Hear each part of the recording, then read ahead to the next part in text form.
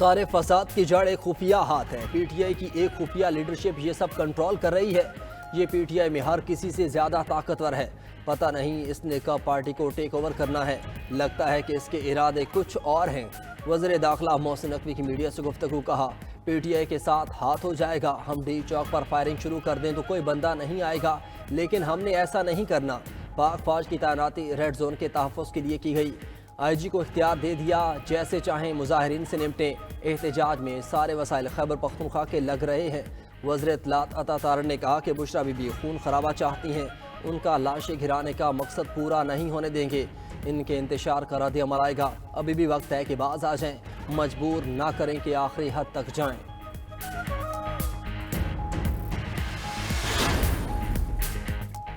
इस्लामाबाद में आर्टिकल 245 के तहत फौज तैनात। सिक्योरिटी जराये के मुताबिक शरपसंदों को मौके पर गोली मारने के वास्ते अहकाम भी दे दिए गए।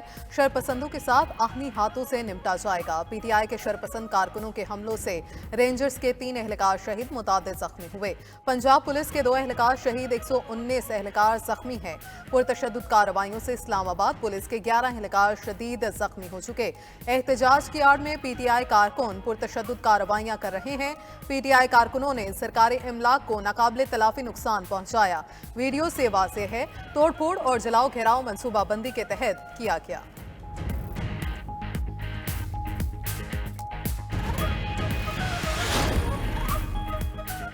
पीटीआई का एहतजाजी काफिला इस्लामाबाद में मौजूद। काफिले में साबिक खातून अव्वल भी शामिल। डी चौक और अतराफ में सिक्योरिटी मजीद सख्त। ज़राए के मुताबिक एहतजाज में शामिल पीटीआई क़यादत को गिरफ्तार किया जाएगा।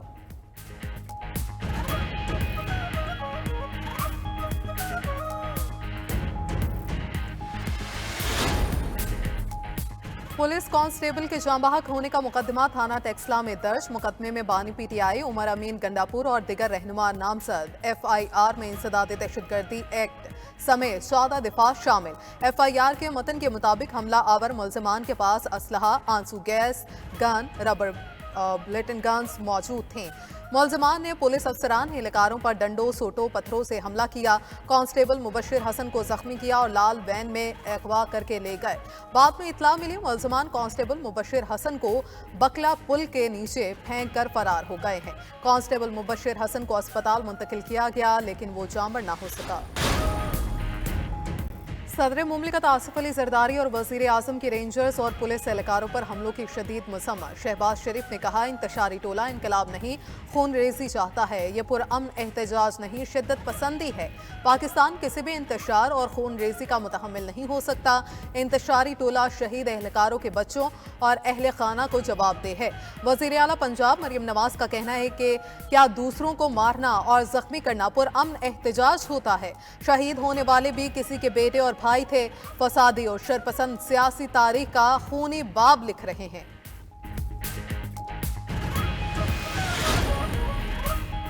अमन व अमान के क़याम के लिए तैनात पुलिस और सिक्योरिटी फोर्सेस को निशाना बनाना खुली दहशतगर्दी है। चेयरमैन पीपल्स पार्टी बिलावल भुट्टो जरदारी की शाहराह श्रीनगर पर रेंजर्स एहलकारों पर हमले की मजम्मत। कहा, हमलों में मुलविस मुल्जिमान को कानून के कटहरे में लाया जाए। शहीद रेंजर्स और पुलिस एहलकार कौम के बहादुर बेटे थे। सेनेटर शरी रहमान ने कहा कि नाम निहाद पुरअमन एहतजाज के नाम पर तहरीक इंसाफ को और कितनी लाशें चाहिए? क्या तहरीक इंसाफ की क़यादत एक और 9 मई चाहती है? इंतशार और जत्थों के जोर पर रिहाई की गैर आनी रिवायत कायम की जा रही है। सूबाई वजीर शर्जील मेमन बोले कि जिम्मेदारों को इंसाफ का सामना करना पड़ेगा। बेलारूस के पाकिस्तान में सरमायाकारी के मुआहदे, साइंस एंड टेक्नोलॉजी के शोबे में ताउन का मुआहदा तय पा गया। बैनुल-अक़वामी रोड ट्रांसपोर्ट के हवाले से भी मुआहदा। पाकिस्तान और बेलारूस के दरमियान मतलूब मुल्जिमान की हवालगी का मुआहदा। मनी लॉन्ड्रिंग, दहशतगर्दी की फाइनेंसिंग समेत दीगर जराइम रोकने में ताउन किया जाएगा। माहौलियाती तहफ़्फ़ुज़, फ़नी तालीम की मफाहमती याददाश्तों का तबादला, मालियाती इंटेलिजेंस और दोनों ममालिक के एक्रीडिशन सेंटर के दरमियान याददाश्तों का भी तबादला। हलाल एशिया की तजारत और सेहत के शोबे में ताउन किया जाएगा। एंटी मोनोपली रेगुलेशन और वजारत तजारत के दरमियान याददाश्त का तबादला। वज़ीर आज़म शहबाज शरीफ और बेलारूस के सदर ने मुश्तरका एलामिये पर दस्तखत कर दिए।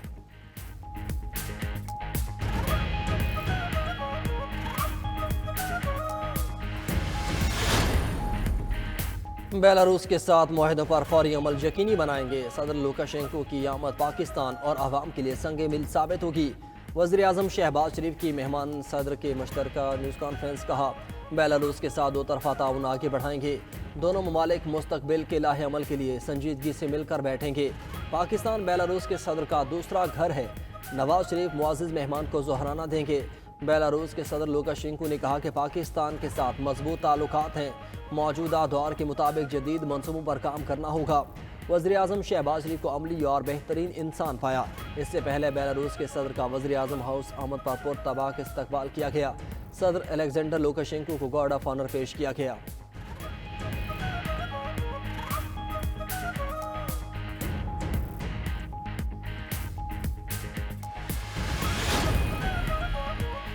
शहरी इक़्तिदार में हिफाजती इंतजामात मजीद सख्त। इस्लामाबाद, रावलपिंडी और मरी में तालीमी इदारे आज भी बंद। मेट्रो बस सर्विस समेत पब्लिक ट्रांसपोर्ट भी मुअत्तल।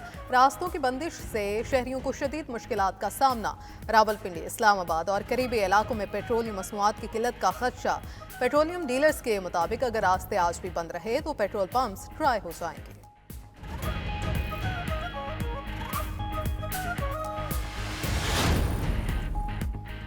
पंजाब में दफ़ा 144 के नफाज में 3 रोज़ की तोसी। हर किस्म के सियासी इज्तिमा, धरने, जलसे, एहतजाज और रैली पर पाबंदी होगी। रावलपिंडी समेत पंजाब में रास्तों की बंदिश में नरमी। कंटेनर्स को जुज़वी तौर पर हटा दिया गया। लाहौर रिंग रोड ट्रैफिक के लिए मुकम्मल खुली है। लाहौर के दाखिली और खारजी रास्ते खुले हैं। तर्जुमान ट्रैफिक पुलिस का कहना है कि लाहौर इस्लामाबाद, लाहौर सियालकोट मोटरवे ताहाल बंद है। उधर लाहौर हाई कोर्ट में मोटरवेज और सड़कों की बंदिश के खिलाफ दरख्वास्त पर समाअत। दरख्वास्त गुजार के पेश न होने पर समाअत आइंदा हफ्ते तक मुलतवी।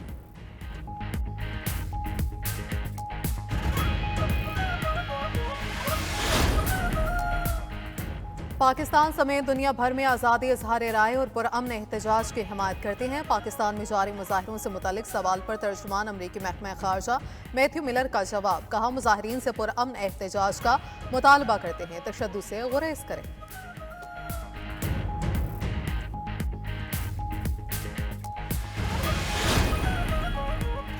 बुशरा बीबी की नाकाबिले वारंट गिरफ्तारी बरकरार। बानी PTI और बुशरा बीबी के खिलाफ 190 मिलियन पाउंड रेफरेंस बगैर किसी कार्रवाई के 28 नवंबर तक मुलतवी। एहतिसाब अदालत इस्लामाबाद के जज ने जुडिशल कम्प्लेक्स में समाअत की। बानी PTI के खिलाफ तोशाखाना 2 केस की समाअत भी 29 नवंबर तक बगैर कार्रवाई मुलतवी।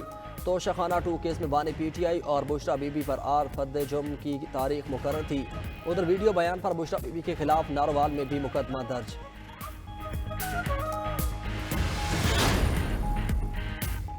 एहतजाज मसाइल का हल नहीं, PTI मुज़ाकरात की मेज़ पर आए।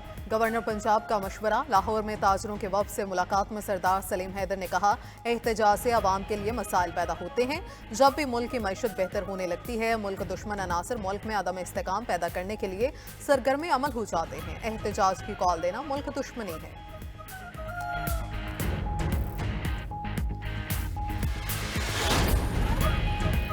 सुप्रीम कोर्ट के आईनी बेंच के रूबरू पनामा स्कैंडल केस की समाअत। अदालत ने जमात इस्लामी की दरख्वास्त निपटा दी।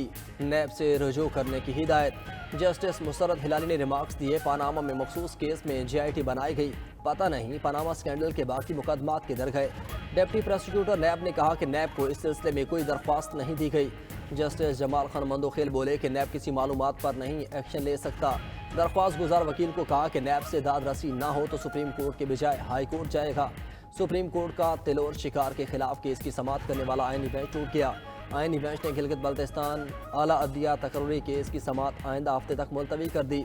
स्टूडेंट्स यूनियन बहाली की दरख्वास्त पर अटॉर्नी जनरल को नोटिस जारी।